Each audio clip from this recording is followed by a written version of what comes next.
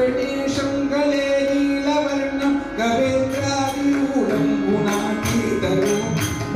भास्वरं भस्मनाभूषितं भवानीकलत्रं भजे पञ्चवं भवानीकलत्रं भजे पञ्चवं भवानीकलत्रं भजे पञ्चवम् अहो दक्षिण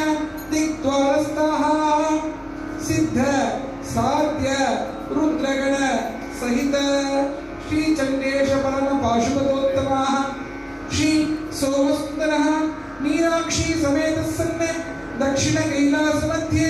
मधुरापुर्यां सप्तावरण मध्ये रत्नमय मंडपे हंसतूलिका तत्वे कुसुमशयने योगनिद्राम् अनुभवति तत्र भवन्तः सावधानतया द्वाररक्षणं कुर्वन्तु।